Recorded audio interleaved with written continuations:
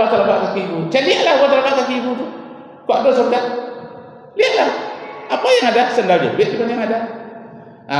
Itu kan kiasan namanya. Tak boleh diambil harfiahnya. Tapi di sebalik kata-kata itu, surga di bawah telapak kaki ibu. Apa di sebalik kata-kata itu? Nantasire apa? Nantasure yaitu.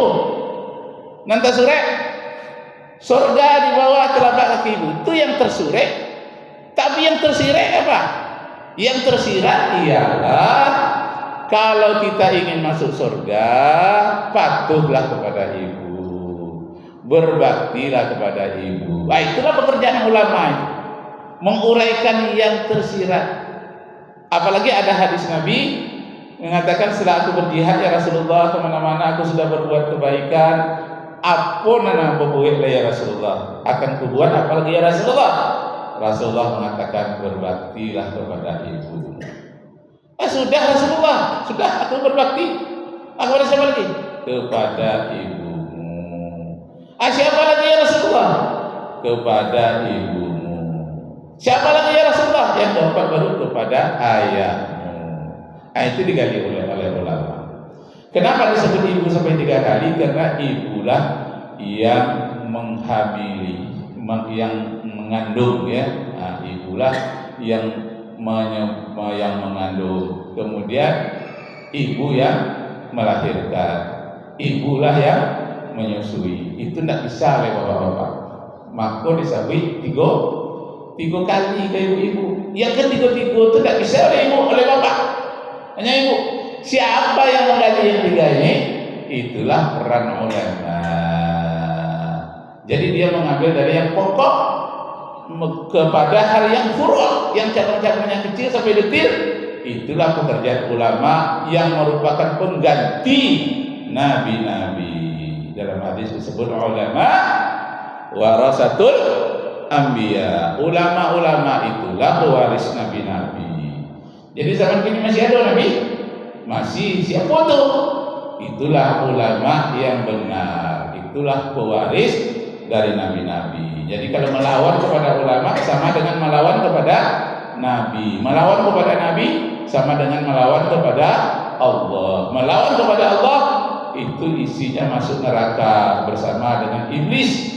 Karena iblislah yang melawan kepada Allah. Nah begitu. Jadi tidak ada disebutkan satu persatu karena ibu itu yang hamil. Tak ada hadis itu disebut. Kalau disebutkan hadis satu persatu bisa sebut masjid nih uraiannya. Jadi ulama lah, guru-guru agama lah, para ustaz lah. Itulah peran para ustaz untuk yang bukan usul lagi tapi yang furu'. Kalaupun ada yang tentang usul, untuk menjelaskan yang usul, yang dasar, yang pokok-pokok dijelaskan, termasuk diantaranya maqasid as-syariah. Itulah As-Satibi penulis yang buku-bukunya dipelajari kebanyakan di S2 dan S3 untuk program doktor. Jadi saya mendapatkan itu pada program doktor oleh As-Satibi. Uraian yang begitu detil, begitu hebatnya tentang maqasid as-syariah. Jadi hukum Islam seluruhnya kalau dikumpulkan menjadi 5. Masa buku yang beribu-ribu jilid begitu bisa disimpulkan oleh Satibi menjadi 5 saja. Itu payah itu sebetulnya, merangkum kitab yang itu banyak disimpulkan menjadi 5. Yang pertama katanya adalah hifzuddin. Buku-buku yang banyak itu adalah untuk memelihara akidah, memelihara agama. Yang kedua hifzul jismi, memelihara tubuh kita, tidak boleh disakiti. Siapa itu namanya hukum kisas. Siapa yang merusak orang lain dia harus dirusak pula balasannya, kecuali dia minta maaf. Siapa yang membunuh orang dia dibunuh pula kecuali ada pemaafnya. Itu kesimpulannya. Hifzuddin, hifzul jismi. Yang ketiga hifzul mal. Hifzul mal itu untuk memelihara harta, maka tak boleh dicuri, tidak boleh dari hasil riba. Harta harus dipelihara, berikan kepada yang berhak. Harta anak yatim berikan kepada anak yatim. Hifzul mal. Yang keempat adalah hifzun nasl. Nasl itu keturunan. Bagaimana keturunan yang bersih? Makanya tak boleh pergaulan bebas, tidak boleh LGBT. Nah, yang kelima adalah hifzul akal, untuk melindungi akal. Akal jangan sampai rusak. Nah, kalau akal sudah rusak, agama tak berarti. Kenapa? Ad-dinu wal aqlu. Agama itu bersama dengan akal. La dina liman la aqilalah. Tak ada artinya agama bagi orang yang tak sempurna akalnya.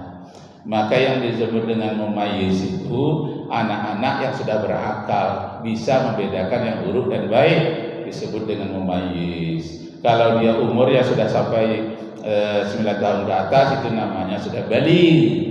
Apa dia sudah mimpi basah, itu namanya baligh. Jadi hukum Islam itu diberlakukan kepada orang yang sudah mumayyiz dan yang sudah baligh. Baligh itu berakal, mumayyiz dengan akalnya bisa membedakan yang buruk dan yang baik. Nah, jadi Bapak Ibu kaum muslimin yang berbahagia, masalah pembakaran kitab ini sebetulnya yang terbesar di dunia adalah tahun